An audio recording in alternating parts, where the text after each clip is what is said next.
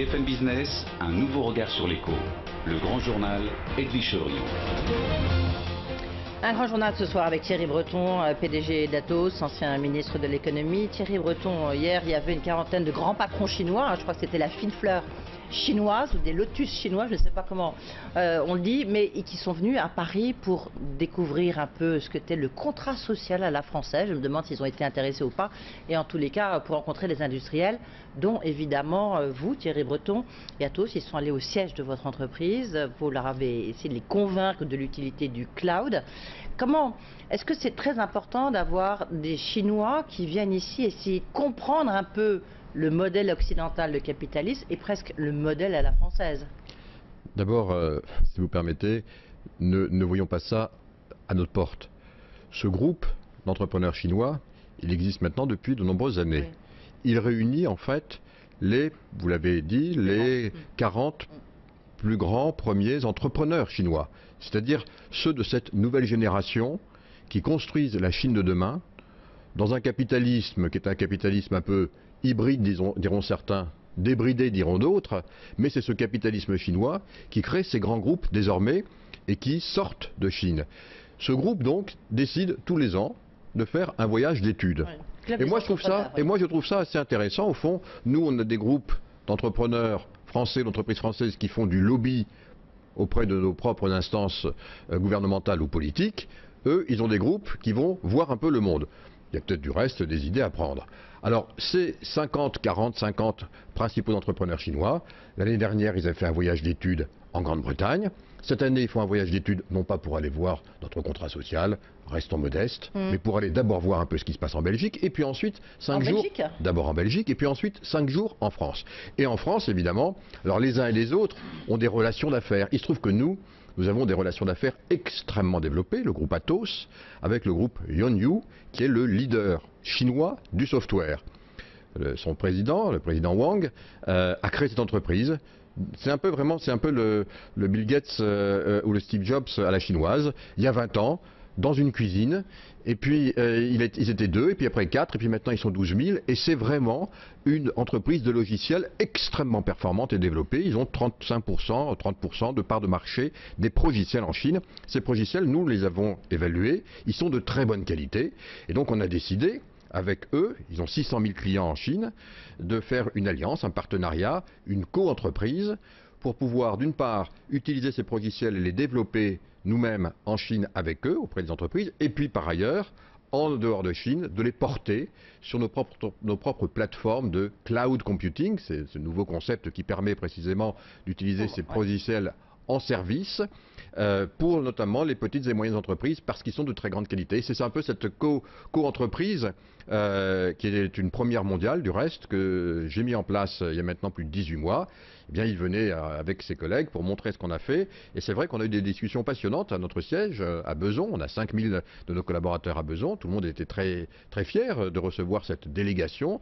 Il y avait entre 5 et 10% du PIB chinois qui était représenté là. Oui, ça pèse lourd hein, quand même. C'était pour nous un sentiment évidemment de fierté. On a eu des discussions extrêmement ouvertes, extrêmement avancées et on est très heureux de ça. Et vous avez pu discuter, alors vous êtes connu parce que, enfin, ou Atos en l'occurrence, parce que c'est vous qui avez fait les Jeux Olympiques de Pékin.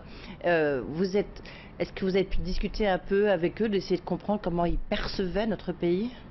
D'abord, ils sont très, je dirais qu'ils ont envie de faire, des affaires avec nous. Ils en font tellement avec les Allemands. Mais ils en font aussi beaucoup avec nous. Je parlais de Yongnuo tout à l'heure. Il a investi à nos côtés en France, à Paris, donc et c'est cette année. Donc bien sûr, ils regardent ça. Vous savez, je vais vous livrer une anecdote. Lorsque je quitte le gouvernement, il y a maintenant 5 ans, un peu plus même, l'un de mes derniers voyages était en Chine et je suis reçu par la Premier ministre chinoise, on discute, on voyage un peu, c'était un voyage de 2 jours, et elle me dit à la fin, finalement, vous voyez, monsieur le ministre, je me demande si nous, en Chine, on n'a pas trouvé un modèle qui devrait nous donner une supériorité sur le reste des autres pays pour les 300 prochaines années.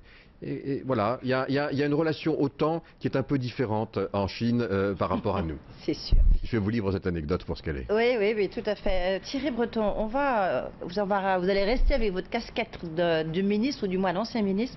Peut-être avez-vous suivi... Elle vous reste à vie, vous savez. Oui, elle vous reste à vie, pourquoi pas. Peut-être 300 ans, je vous le souhaite. Peut-être avez-vous suivi justement Didier Migaud, le président de la Cour des comptes, qui s'est prononcé sur les finances de la France. On va en parler tout de suite avec Emmanuel Lefebvre. Après, vous livrerez vos commentaires parce qu'à mon avis, vous trouvez que peut-être, pour une fois, la Cour des comptes a été un tout petit peu trop loin. Vous nous direz en quoi, parce qu'on a l'impression qu'il y a vraiment des choses à faire. Bonjour Emmanuel. Bonjour Edwige, bonjour Thierry Breton. Bonjour.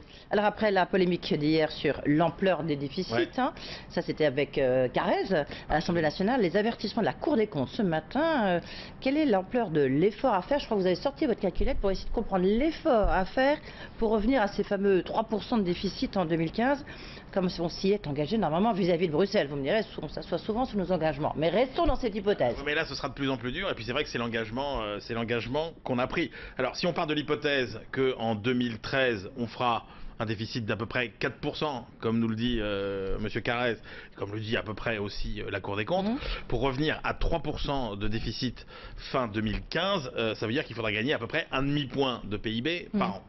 Là où ça se complique, c'est que il faudra le faire a priori sans utiliser l'arme de la hausse des recettes. Parce que cette performance de réaliser un point de baisse des déficits sur 2 ans, ça s'est déjà fait.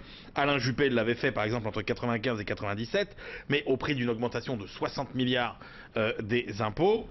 Thierry Breton avait aussi réussi cette performance avec aussi une augmentation des impôts en partie.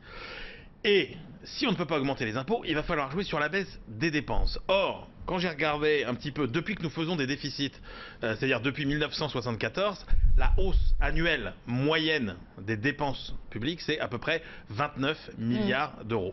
Or, si nous voulons jouer uniquement sur les dépenses, il faudra donc baisser de 10 milliards d'euros chaque année nos dépenses. Ce que je veux dire, c'est que baisser de 10 milliards d'euros, comme ça paraît pas si difficile que ça, mais se dire que par rapport au comportement antérieur, en gros, il va falloir aller chercher 40 milliards d'euros chaque année. Ça veut dire que ça va demander un choc psychologique et un choc de courage vraiment d'une ampleur qu'on n'a quasiment jamais connue jusqu'à maintenant. Thierry Breton, vous allez répondre dans un instant. On doit marquer une petite pause. Juste un point, Emmanuel Lefebvre, dont j'apprécie énormément toujours la précision.